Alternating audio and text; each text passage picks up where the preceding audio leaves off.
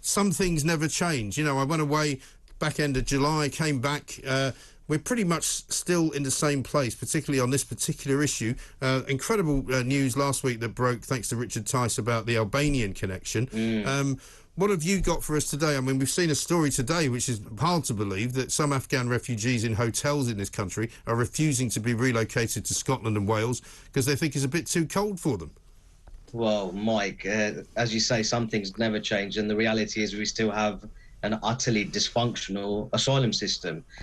You're talking about the Albanian connection there, where there was a new military intelligence report which revealed that from June the 1st to July the 12th, 37.5% of those who illegally entered the UK via the English Channel originated from Albania.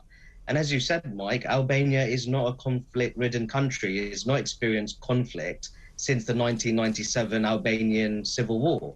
That was a civil war that that came about as a result of failed pyramid schemes, as Albania was transitioning from a former communist country to a market economy. And Albania, of course, like many countries, it has problems surrounding institutional corruption, organized crime. There's also historically predominant cultural honor codes. But the reality is that Albania overall is a country where freedom of assembly and freedom of religion is generally respected. So the fact that such a notable chunk of those who are part of these illegal channel crossings originate from Albania, it very much undermines that open borders argument that ultimately the vast majority of people that are illegally entering the UK are originating from conflict-ridden territories where there's rampant violence and persecution. That's not the case. Yes. And also, what's very interesting about what Richard Tice managed to find out through this leaked report, which was essentially a Department of Defence report, is that it's far easier to find out where people are coming from than we've been led to believe. Because we've been told, of course, that an awful lot of people basically will throw away their documentation, they chuck their phones in the sea, they arrive in Dover basically stateless, they can't tell anybody where they're from, nobody can tell where they are from. But clearly that's not true.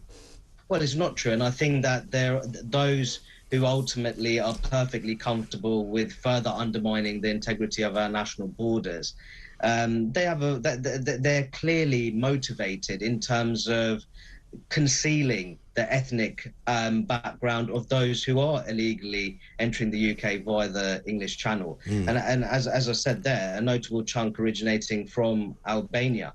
But even so, even if people are originating from conflict-ridden territories, something that I've said before to you, Mike, is that we need to be prioritising those who are most at risk of violence and persecution. At the moment, we have this kind of Darwinian survival of the fittest arrangement where largely able-bodied young men are illegally entering the UK through these journeys, which are admittedly physically challenging journeys, which are facilitated by people smuggling infrastructures. And that fundamentally undermines public confidence in our border security system and our asylum regime. Yeah, absolutely right. I mean, I asked this question to Richard Tice. Where's Priti Patel in all of this? I mean, I don't think I've seen her or heard anything from her since Boris Johnson resigned. I mean, has she effectively no longer occupying the job of Home Secretary? Well, I have to be honest, Mike, something that we've discussed before. She's underperformed as Home Secretary. Now, of course, we know full well that there are domestic obstructionists. For example, you have the kind of open borders activists, you have human rights lawyers who have tried their best to thwart any kind of government effort to reform the asylum system. But ultimately, it's the job of our leading politicians to find ways and think strategically when it comes to facilitating the kind of reforms that they want to complete.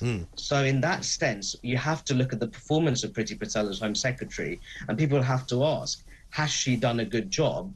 The latest figures, especially when it comes to illegal immigration, suggest otherwise. Well, they really do. And again, like everything else that currently seems to be in sort of, free fall or, treading water mode, nothing's being done. I mean, from what we can see, the Border Force are continuing to make these people's passage easy, continuing to help them onto their own boats to bring them in, as are the RNLI. But I've always said, and I don't know what your view of this is that, you know, there are many, many more people coming. We've got a count here of 2,309 crossing the Channel by boat in August alone. And it's only, you know, August the 12th, for heaven's sake. We're told 19,000 so far this year. I would say probably double that number, because there are many who come, as Kim, our talkTV viewer, will tell us, down in Dungeness, who simply arrive without any border force presence whatsoever, and will simply walk off those boats into whichever town happens to be nearest. Well, in my view, this is something I've said many times before, Mike. It is a national security and public safety risk. It is. Ultimately, if you are in the business of sustaining a sovereign nation state, a huge part of that is maintaining the integrity of your borders. Yeah. And at the moment, we've had members of the border force openly admitting that they don't really believe in national borders. Yes. Which is absolutely remarkable in itself.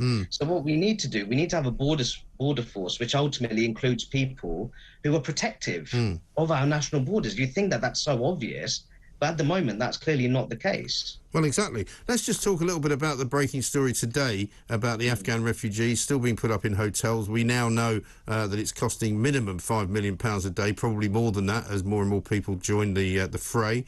We know an awful lot of hotels in this country are simply unavailable for occupancy, because they are sold to Serco for the foreseeable future.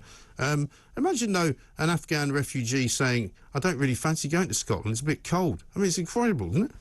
I think if that is true, that is absolutely incredible. And I think it demonstrates that, in my view, people portray Britain as a mean-spirited country at times, especially people who belong to the modern left, social liberals who continue to be miffed over Brexit. They do all they can to portray Britain as a mean-spirited country, when I've always felt that it's an astonishing land of generosity. Yes. Britain can and should take pride in its rich history when it comes to rehoming the world's most persecuted peoples. But I do think at times Britain's benevolence and altruism has been taken for granted.